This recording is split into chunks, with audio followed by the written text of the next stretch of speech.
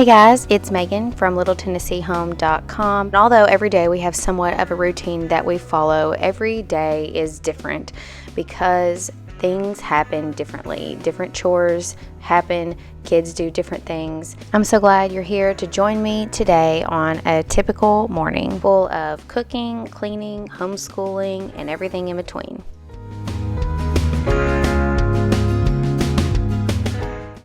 This morning was a kind of dreary start to the morning, also very early start. Everybody was up early, and although I somewhat dislike those mornings, I also love them because I get up and I get things done and I have a lot more time in the day, even if I have to have maybe an extra cup of coffee. I had to wash our costumes. Those were hanging on the back of the chair. We had a hayride and trunk or treat for church this past weekend, and it got rained out.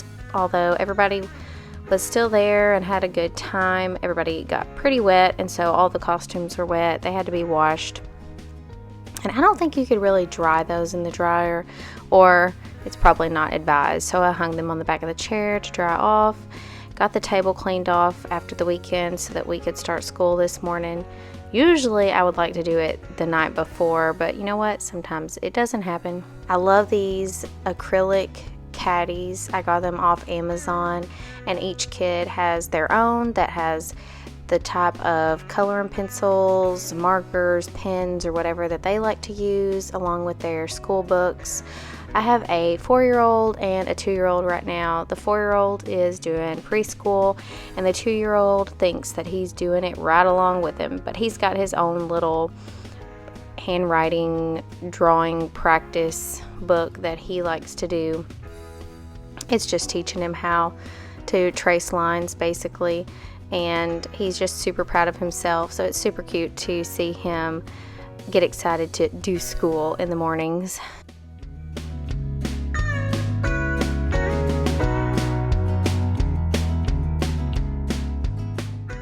While they're working on some of their tracing practice, I'm going to clean off the counter because obviously it's dirty, but the youngest just now decided what he wanted for breakfast, and he decided he wanted some oatmeal. I'm very low-key when it comes to breakfast. Usually grab a bar, make some oatmeal, simple bowl of cereal.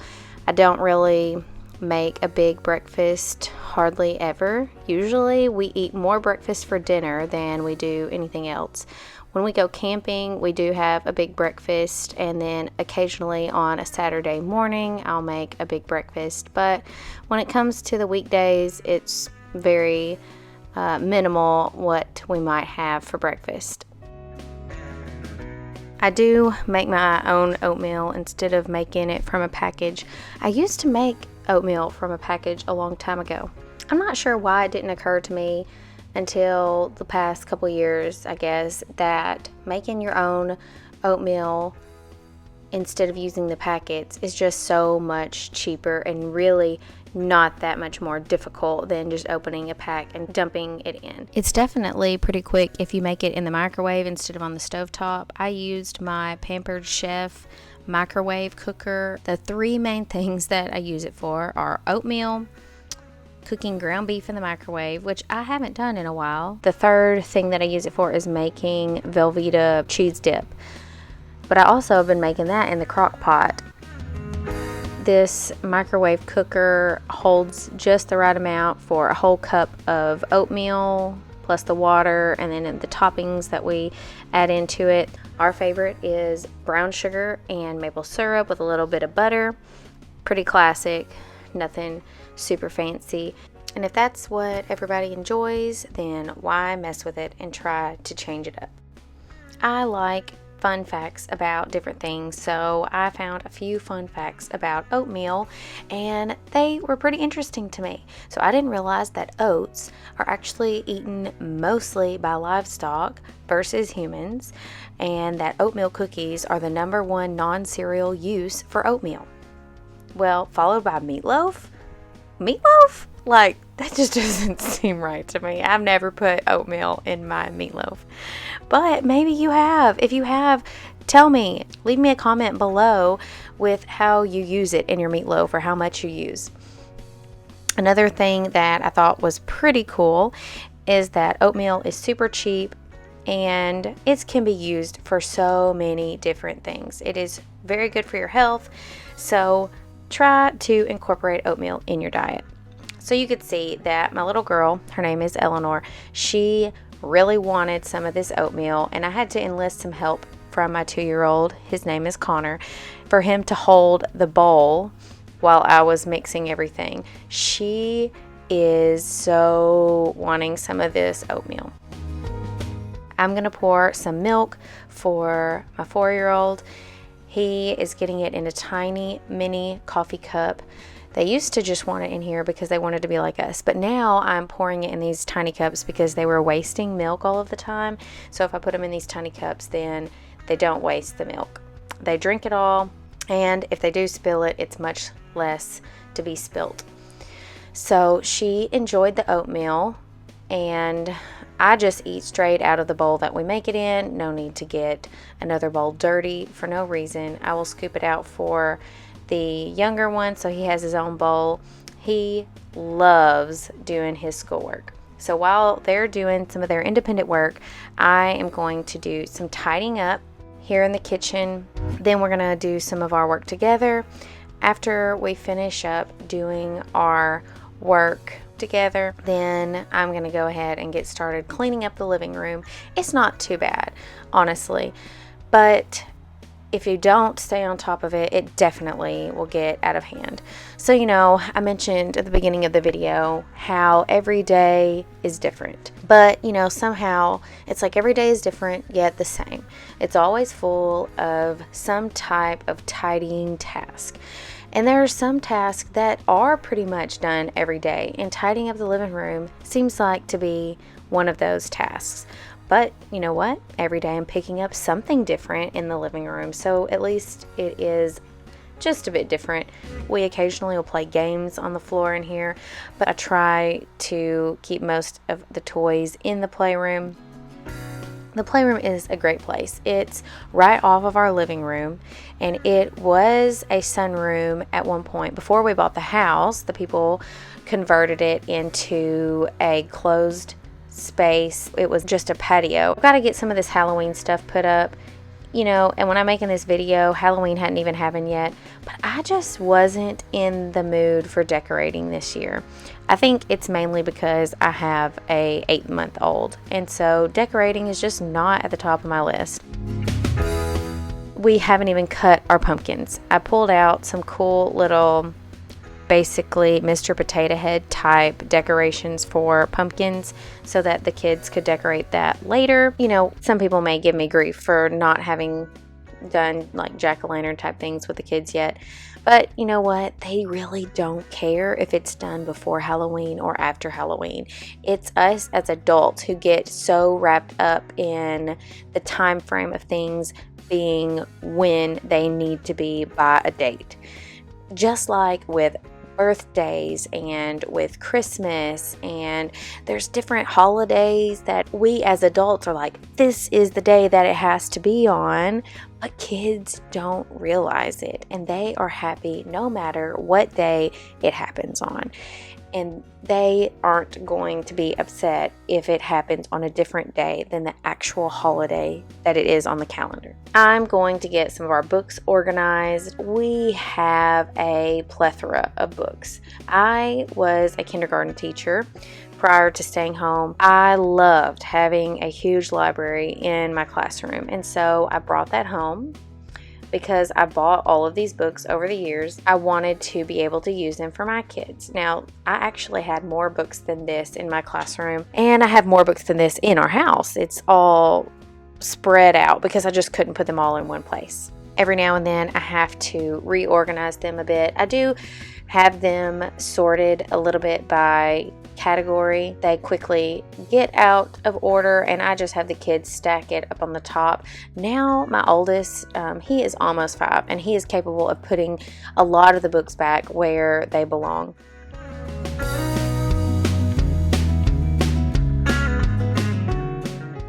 Okay, so I'm having to clean the couch because trying to potty train the 2-year-old, and he peed on the couch. That's just what happens. So I'm going to spray the stuff, let it sit, then I'm going to give it a good scrub, come back in a bit, and scrub it with our upholstery cleaner. While I'm waiting on that to sit for a bit, I'm going to tidy up here and have the little pumpkin decorating kit laid out so that after lunch the kids can decorate it. It looks pretty fun, and they had a great time.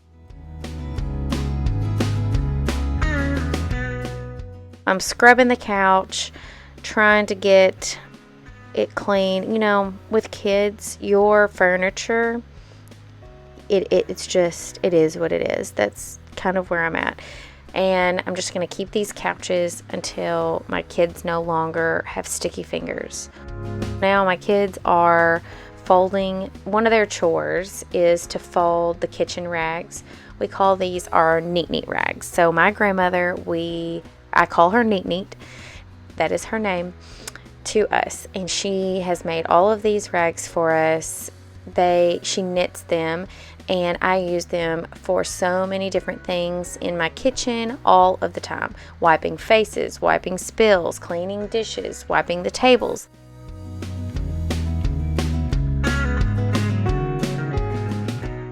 Their job is to get all of the kitchen rags folded so that I can get them put away. They were happy, and I even heard them after they left, like, that didn't take very long. So it used to be a knockdown, drag out fight to get them to do it. And over time, I guess they just realize that that's part of their job. I think it's super important to make sure to involve kids in the housework because they live here too. And although I am their mom, I'm not their maid to clean up after every single thing that they do. They need to learn how to do it on their own so that they can be functional adults one day without me there following behind them, doing everything for them. Under the couch was shockingly not as bad as I expected it to be. Usually I find so many toys under the couch, and today I think there was only 1 or 2 toys. So I lean it back. I cannot lean it all the way back or I will not be able to get it back where it's supposed to be. Oh, here's a sticker on the floor. I have to lean it back, prop it up on a chair, make sure nobody's around to touch it, lean it back over, push it up, and then mop behind it. This mop, I've shown it in some of my other videos. It is my favorite thing that I have bought for my floors. Well, I guess I can't say that. I love my vacuum too, but you know, I've gone through a Swiffer. I've gone through a Rubbermaid spraying mop. I have gone through the Bona, or I guess that's how you pronounce it, Bona mop. None of them got my floor clean. And I was always finding that I had to sweep before I could even mop. And then by the time I got done sweeping, I was like, I don't really feel like going back and doing this all over again, but with a mop. Now I use this. It has been a game changer for me because it vacuums up everything that I would have swept, and it mops at the same time. And it's not so wet that I can't walk around on it while I am mopping. My socks do get a little bit wet, but it doesn't bother me. And it's much easier than trying to tiptoe around where I've already mopped, especially with kids and dogs walking around. I will mop 10 times more with this thing than I ever would with my other mop, just because it took so much time.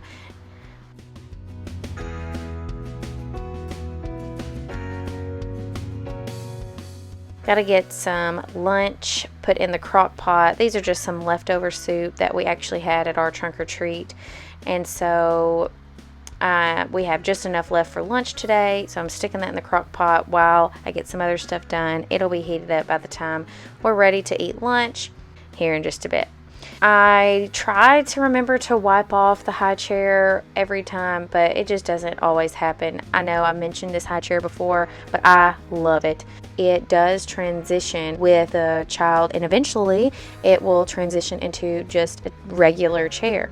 But we've not gotten that far yet because every time that the kid that was in it is old enough to probably use just a regular chair, then it's time for a new baby to use it. We've just had our kids 2 years apart, and so that's just kind of how it's happened. This spray I use a lot on the kitchen counters, the kitchen table, anywhere there's going to be food. We use it on the high chair, the cutting board. It's an essential oil cleaner, the On Guard from doTERRA, and it has a cleaner concentrate that I like to use. You add like a tablespoon or 2 tablespoons depending on the size of your bottle. Tip for you probably have done this already, but if you don't, if you already got a bottle that has some soap in it and you got to refill it with some water, make sure you turn your faucet down at like a low trickle and then hold your bottle at an angle so that the water hits the neck of the bottle before it runs down in. That way it won't create so many bubbles where you have to wait to fill it up all the way to the top. It took me a little while to figure that out, but one day it just hit me, and now it has really helped save time whenever I need to refill my cleaner bottles. Another task that always seems to be on the list of to-dos is dishes. Cups and mugs and silverware, they're just always there. I try to get the dishes loaded throughout the day if I can. That doesn't always happen. I'll end up doing some at night. Sometimes I'll just do them all right after dinner. If I get it to the point where there's dishes piled up in both sides and in the middle and on the outside of the sink, that's when it's super overwhelming. I like to be able to fit everything into the dishwasher and run it and the sink be empty. I have a bad habit of not wanting to wash the dishes that need to be hand washed, and then whenever they do get washed, I leave them out on the drying rack for days. I don't know why. I don't just take the time to put them away when I'm putting all the rest of the dishes away.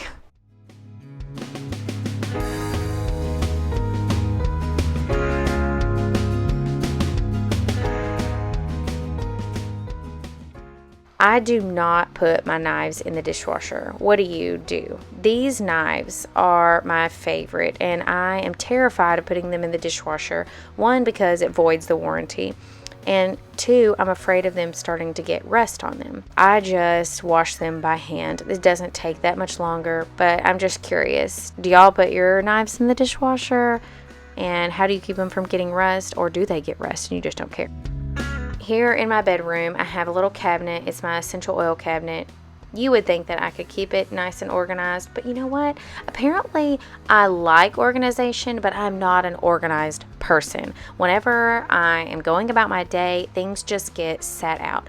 I try really hard to be intentional about putting things away as soon as I'm done with them, but sometimes it just isn't feasible for whatever is going on. A kid is screaming, they need a diaper change, they just threw up on the floor, whatever it is, they peed on the couch. You've got to tend to that right at that second, and you can't always put everything back right away. It's just constantly having to be on top of things, constantly reorganizing, constantly be putting away. Right now, I'm filling up my hand sanitizer spray. I bought several bottles. I probably have somewhere around 6 floating around, maybe a few more, of the On Guard hand sanitizer mist. You can use these for so many different things besides just hand sanitizer.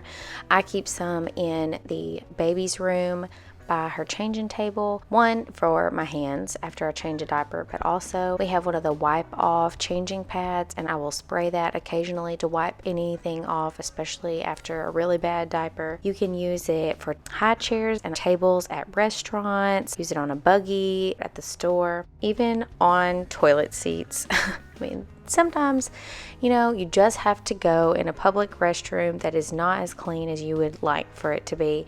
And if you have the hand sanitizing mist with you, you can just spray down the toilet seat, wipe it off, and feel just a little bit better about yourself. So whenever I refill these, I have so much trouble seeing how much water is in there. I have to really look, and you can kind of see if you turn it and the light hits it just right where the water level is, and you don't want to overfill it, because then whenever you put the lid in, will overfill and then you waste some.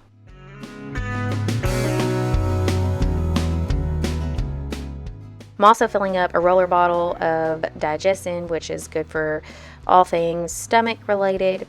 Once my roller bottles get low, I like to refill them so that whenever we need it, we have it readily available to use, because it's kind of inconvenient for something to happen and then you need it and it's not there and you have to mix it, and it's just better to have it already pre-mixed and ready to go.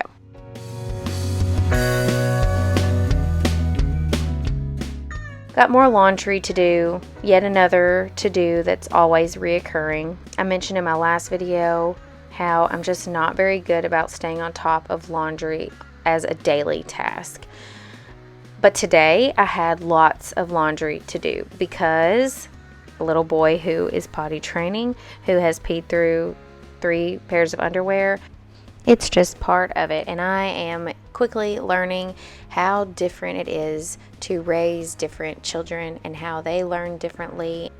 I really love their differences, but it is difficult whenever you are parenting one child and expect the next one to be the same, and they just aren't.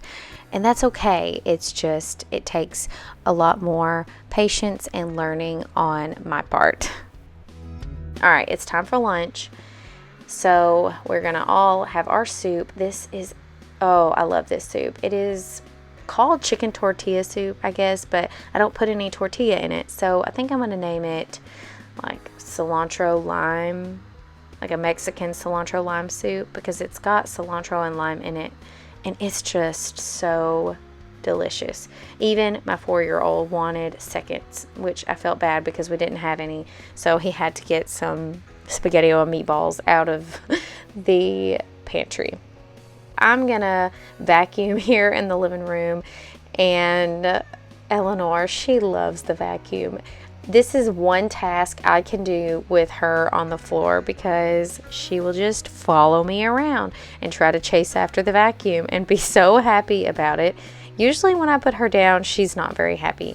She likes to be held, and if I'm around or in the room, she wants me to hold her for the most part. Gotta use the upholstery cleaner now and clean the couch. I'm not sure how it's gonna turn out as far as if it's gonna leave any marks, like water marks on the edges. A lot of times on these type of couches, if the whole piece of fabric does not get saturated in water, it will leave like a watermark line. So we'll see how it turns out.